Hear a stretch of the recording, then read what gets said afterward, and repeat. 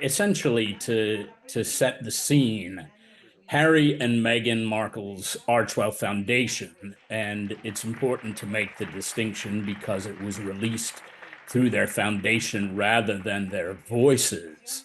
They recently put out what has been called a politically neutral statement encouraging Americans to register to vote ahead of the 2024 elections.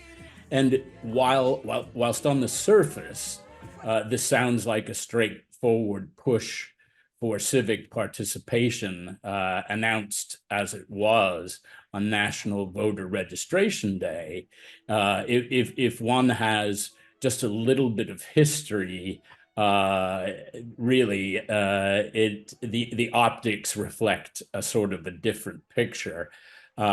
Considering Harry and Meghan's history of speaking out on polarizing political issues and their experience in 2020 when they, in their voices, actually did encourage voter participation, it's hard not to question the sincerity of their so-called neutrality. And to top it off, Harry is heading to New York. He may be there now, in fact, as we speak, to join First Lady Jill Biden at the Clinton Initiative, right in the middle of the bosom of the Democrats, the Clinton Initiative and Jill Biden.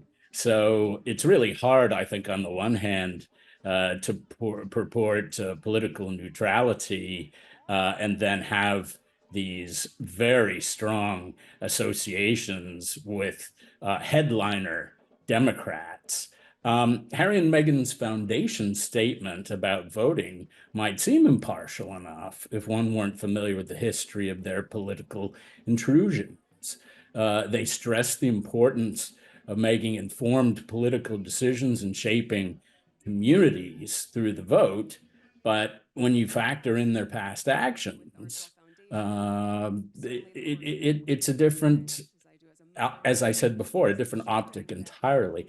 And this isn't the first time their political commentary has stirred up controversy.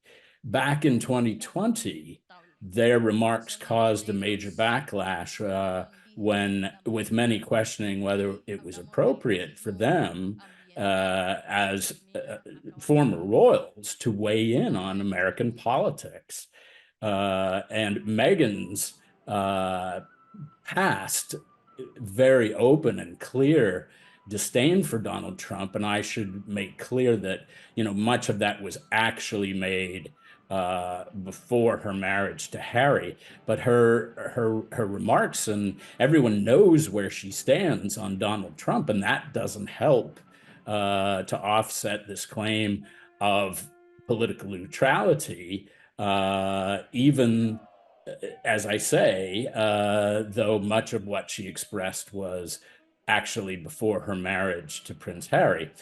And then also there's the question, why should anyone take the Duke and Duchess of Sussex's opinions on substantive and political matters seriously?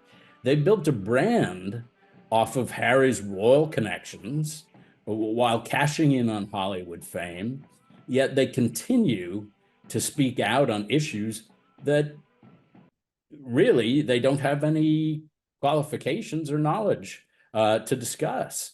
Meghan's past, Harry, for instance, has never even voted in the UK and can't vote in the US, making his voice on voter participation feel somewhat out of place. Hollywood executives have made it well known that they see Harry and Meghan as grifters, and these are insiders that have worked with them. The couple's public statements often seem more like efforts to enhance their personal brand rather than genuine contributions to public debate. Their history of creating division only makes this perception worse. it's hard to view their actions as anything other than opportunistic attempts to stay relevant and in the public eye. Then, of course, there's the timing of the voter registration push, which conveniently aligns with a stall of enthusiasm in Vice President Kamala Harris's campaign for the U.S. presidency.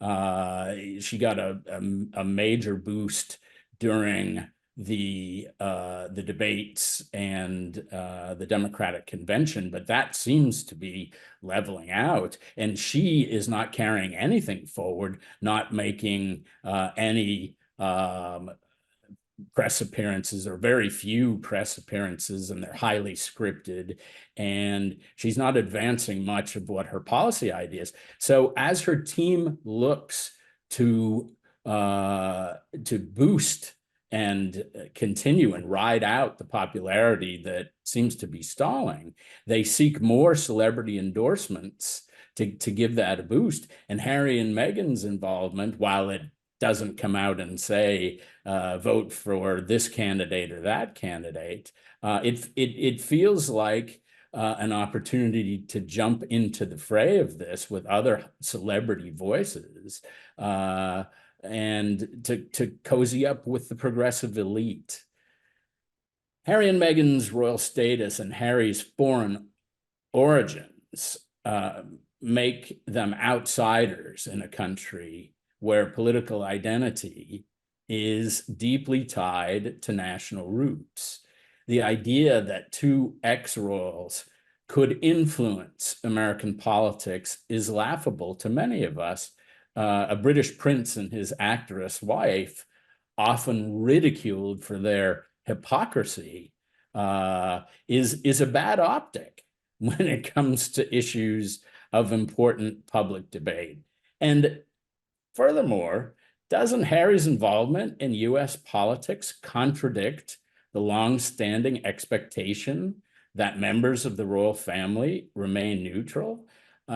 Whether he's a working member of the royal family or not, he's still a member of the royal family, and that convention is still very much in place, where that members of the royal family are expected to remain politically neutral, while other members of the royal family, notably the king, Queen Camilla, the Prince and Princess of Wales, the Princess Royal, and the Duke and Duchess of Edinburgh, while they focus on meaningful work representing the UK and the best of the UK, the Sussexes appear more interested in self-promotion and financial gain. Their close ties to figures like the Clintons and the Bidens make their claims of neutrality completely laughable. There are so many instances, and this is just the latest. I mean, we become somewhat immune to this and expect it from the Sussexes. It's like, oh, here we come again. And, you know, they become the butt of jokes of cartoons and comedians. I mean, this should really send a message to reflect upon, you know, this approach.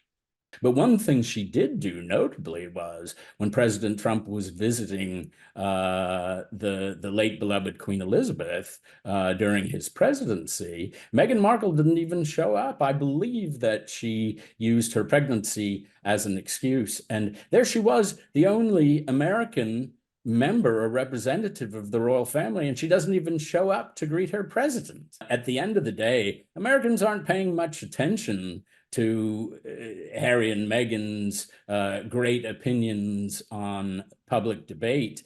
We have real issues to deal with ahead of this. We have our own, ahead of this election, we have our own national security and immigration issues. We have cost of living issues, just like you do in Britain, and skyrocketing inflation brought on by the Biden administration that will likely be continued by the Harris administration, if heaven forbid there is to be one. And having said that, Harry and Meghan are just an unwelcome distraction. But one thing that's very clear is that Americans feel, as was seen in that episode last month, where, last summer, where Harry was the honoree of an army hero, a fallen army hero, and there was a huge backlash that Harry was too divisive and too privileged and too controversial to receive this award on behalf of Pat Tillman. Even his mother objected, and thousands and thousands of people signed a petition. So having said that, Harry is being criticized for being too divisive and controversial to receive an award. His recent actions and his and Meghan Markle's ongoing political commentary should disqualify Harry very firmly if he has any intention or any desire, as some of the press is saying. Some people are saying he does have this desire, some don't, to make a return to royal duties. I mean, this should categorically, any kind of divisive or inserting into politics should categorically disqualify him from ever again becoming involved in true royal work.